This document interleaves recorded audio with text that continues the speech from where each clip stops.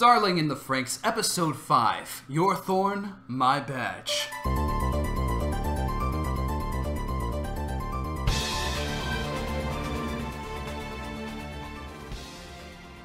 That was excellent. That was really good. And there's no preview, so I know not to watch this, but I will listen to it while I talk, because this is a really good ED. Great episode. Really great episode.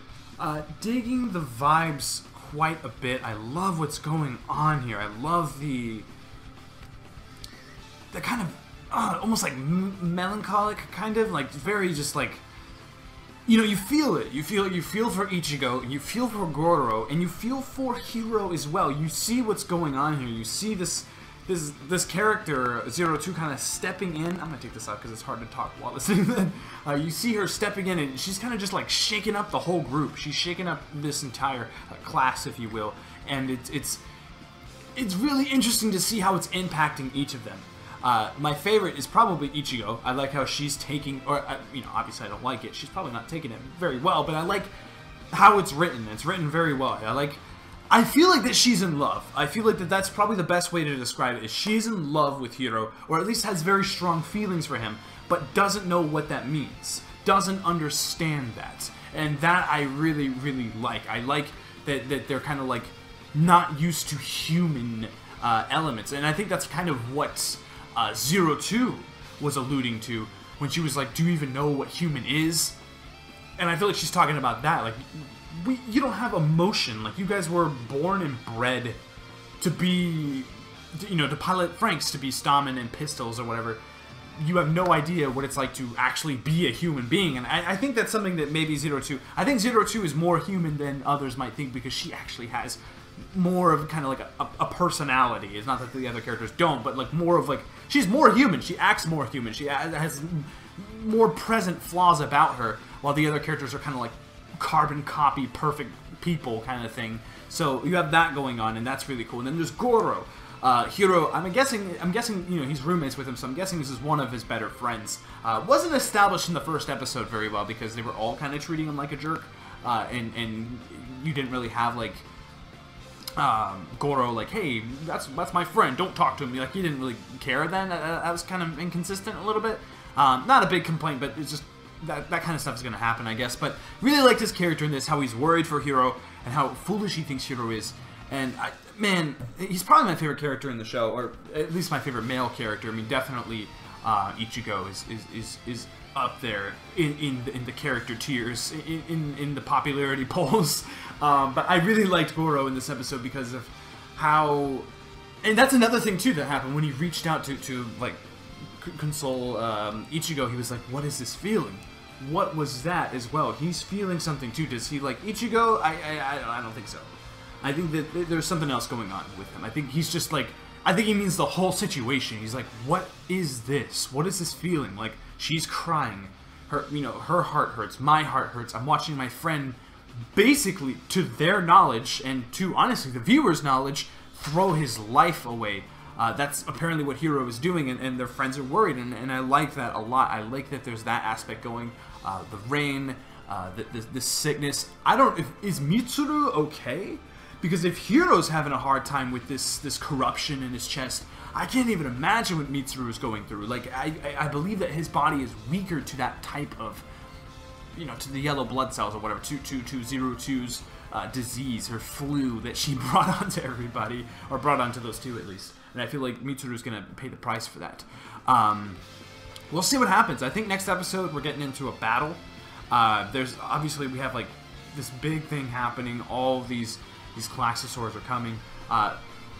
The world building in this episode, I liked a lot. I like the ceremony scene. I like the explanation of what the kissing is. I really like that. But I feel like it was kind of... It felt a little like I think I mentioned in the beginning of my reaction. It felt like it was a forced mystery that was created in the beginning, because they didn't mention this at all. They just had you in the dark for no reason. They could have easily said, hey, by the way, magma is what Klaxosaurs, that's what attracts Klaxosaurs, and that's what we're trying to do. That's what powers up our FRANXX and powers up our cities. and they just did not mention that. They're like, let's just keep them in the dark, and I really don't like that. I don't like when you can see like forced mysteries and you know, forced plot elements, and it doesn't hurt the series. It's just like, now that I'm looking back in retrospect at those previous episodes, I'm like, you could have mentioned this in the first episode. Like, you could have mentioned, like, when that big Klaxosaur was coming, it's because of the kissing, and it's because of the magma. Like, you could have mentioned that there, and I would have felt a stronger establishment of the world towards the very beginning of the series, and not right now. I'm glad we're getting it, but we could have gotten it earlier, because they just wanted to be like, oh, look at this weird world, there's weird things happening, and you don't know about it. Well, it's there, and you don't have to have that mystery. Like, you could have just explained to us. But again, minor complaint. It doesn't hurt the series as a whole very much. And again, like I mentioned, I could be very, very wrong, and they could have mentioned what the kissing was and the magma. It's just, I feel like I would have remembered that if that was in the first episode. But again, I'm almost for certain that it isn't. Just an excellent episode, full of emotion, full of there's no Sakuga in this episode. There's no big sweeping shots or giant, you know, FRANXX, I almost called them Voltron. I was thinking of like Voltron because in the opening with the lion, it looks so much like a Voltron to me. There was no giant Voltron attacking or dinosaurs, Klaxosaurs attacking in this episode. It was a slower episode, and that, that, my friends, is a good thing. If the series can live on its own without that trigger-style animation and actually tell a decent story, that excites me going forward into the series. Now, you know, obviously knowing that there's 25 episodes to go. Typical series with Trigger, I'm mostly thinking of Kill la Kill.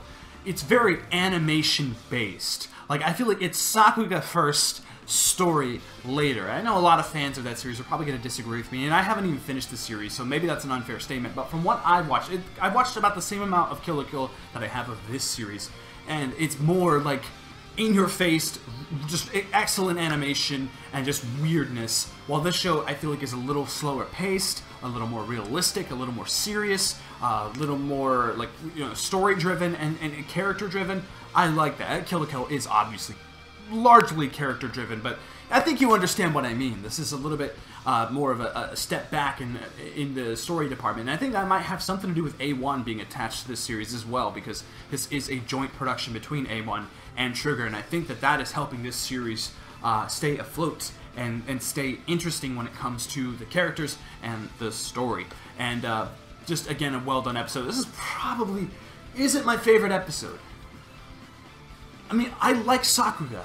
If you don't know what Sakuga is, it's really, really good animation that just kind of comes out of nowhere. Like, you're just watching the episode, and next thing you know, you see a huge sweeping 3D background shot of all the Klaxosaurs running or something. That's what Sakuga is. Check out Sakuga Brew. It's an amazing place. But do I need that great animation to call the episode my favorite episode? No, I do not. Because this is now my favorite episode in the series so far. And that is absolutely crazy saying, because, again, this was a slow episode. And compared to other episodes, compared to huge, action-packed, just outstanding animation episodes, I like this more. I really do. And that is a testament to the type of character building and the type of world building and story building. It's working.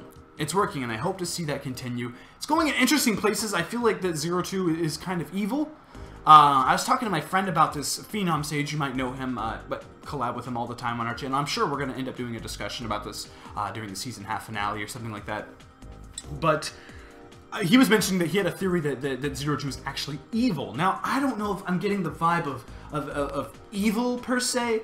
I think that there's definitely, she's obsessive over her darling. She's obsessive over that kind of thing, and I think it's very, again, I mentioned, I think that she is the most human of all of those characters, and I think that they don't even know what human really is, and I think that she's going to kind of teach Hiro of these human qualities and realize, oh, we are living really, really crappy lives right now. Like, we should be way more happy than what's going on. Like, we should have girlfriends and boyfriends and you know, talk about things and be with each other and like stuff like that. I think that that's going to end up happening later. I don't know. Really like this episode. Standouts obviously are going to be Ichigo and Goro. My least favorite part was kind of like just all of a sudden now we're going to establish this world. But that, again, it's a small complaint because that happens in a lot of series. It felt a little more because there's a lot of mystery in that beginning. It felt a little more forced there than most common series, but again, it's a minor complaint. Really looking forward to next week's episode. We usually get that preview around like Thursday or Friday sometime, or I think it's like Wednesday or Thursday actually, so we'll see what happens in next week's episode. Again, I don't know what's going on with Mitsuru. Who knows? Make sure to comment down below and give me your thoughts on this week's episode of Darling in the FRANXX. What do you think of what's going on with Goro and Ichigo? What do you think of Zero Two? Is she evil? Is she trying to kill Hiro? I don't think so. But do you think that that could be a thing? Is she trying to just disrupt everybody and just like mess around with Ichigo and Goro and just like hurt them? Is that happening? And what was going on with that thing on her head when that little thing fell off her horns? Like she was getting some kind of reaction there. Comment down below and give me your thoughts on all of that. And yeah, thank you so much for watching. Thank you to all of the new subscribers that have jumped on this channel and joined the party. I really welcome. You know, just a straight up welcome. Big plans for this channel. Things have been a little slow, not gonna lie, as of late, but I have big plans for this channel in the coming months and weeks and just throughout this year, throughout 2018, big plans, and I'm glad to see some more people that are here to stay in, you know, for the party, for the party.